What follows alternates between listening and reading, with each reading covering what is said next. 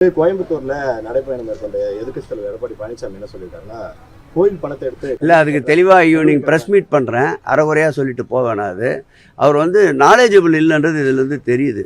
வாய் புளிச்சதோ மாங்காய் புளிச்சதோன்னு போறாரு. திமுக அரசின் இந்து சமய அறநிலைத்துறை கோவில் பணத்தை எடுத்து கல்லூரி கட்டி வருவதாக கூறிய அதிமுக பொதுச் செயலாளர் எடப்பாடி பழனிசாமி அவர்களுக்கு அமைச்சர் சேகர் பாபு பதிலடி கொடுத்துள்ளார். சேலம் மாவட்டத்தில் திறந்திருக்கிறாங்க பொறியியல் கல்லூரி, வேளாண் கல்லூரி, ஐடி, பாலிடெக்னிக் கல்லூரி, பிஎட் கல்லூரி, இப்படி ஏராளமான கல்லூரி திறந்ததின் விளைவு உயர்கல்வி படிக்கக்கூடிய எண்ணிக்கை அண்ணா திமுக ஆட்சியில உயர்ந்தது. எங்க பார்த்தாலும் டிகிரி படிச்சிருக்காங்க, நம்ம பையன் பட்டப்படி படிச்சிருக்கிறாங்க.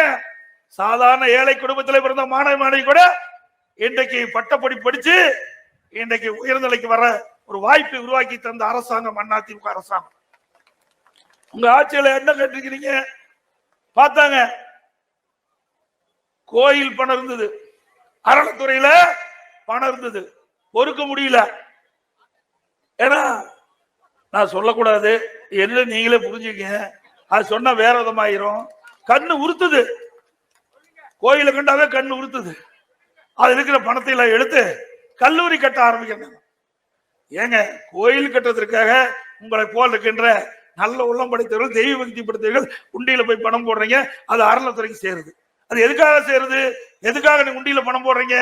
அந்த கோயில் அபிவிருத்தி பண்ணுவோம், அந்த கோயில் விரிவுபடுத்துவது, அதுக்காக நீங்க போடுறீங்க. அந்த பணத்தை எடுத்து கல்லூரி கட்டுற, ஏன் அரசாங்கத்திலிருந்து கல்லூரி கட்டினா வேண்டாமா? நாங்க கொடுத்தோம்ல, அண்ணா திமுக ஆட்சியில இத்தனை கல்லூரி நாம் கட்டி கொடுத்துக்கிறோம்.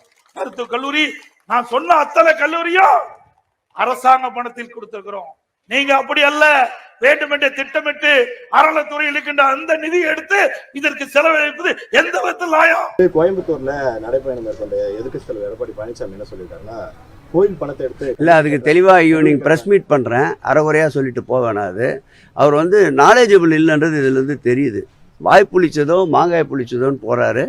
தெளிவான விளக்கமான ஒரு பிரஸ் மீட் நாளைக்கு பண்றேன். வரலாறு இல்ல வரலாறு தெரியாதவர், வரலாறு தெரியாதவர், வரலாற்றை அறியாதவர், ஆண்டு மறைந்த தலைவர்கள், பக்தவச்சலம் தொடங்கி, காமராஜர் தொடங்கி, புரட்சி நடிகர் தொடங்கி, ஏற்கனவே முதலமைச்சராக இருந்த அம்மையார் தொடங்கி, இந்த கல்லூரிகள் சார்பில் கட்டப்படுகின்ற அனைத்து மாணவர்களுக்கு தேவையான அடிப்படை தேவைகளை பூர்த்தி செய்து தந்திருக்கின்றார்கள். அறகுறையாக விமர்சனம் செய்யக்கூடாது. முழுமையாக ஒரு தெளிவான பத்திரிகையாளர் சந்திப்பை மாண்புமிகு முதல்வர் உத்தரவை பெற்று நடத்த இருக்கின்றோம். ஒட்டுமொத்தமாக சொல்ல வேண்டும் என்றால், அறியாமை இருளிலே மூழ்கி இருக்கின்றார் இன்றைய எதிர்க்கட்சி தலைவர் என்பதுதான் என்னுடைய ஒரே வரி பதில். இன்றைக்கு கூட நம்முடைய கொளத்தூரிலே அமைந்திருக்கின்ற அருள்மிகு கற்பகம்பாள் திருக்கோயில் பயிலுகின்ற கல்லூரி மாணவ செல்வங்களுடைய பெற்றோர்கள் தற்பொழுது ஆர்ப்பாட்டத்திலே ஈடுபட்டிருக்கின்றார்கள்.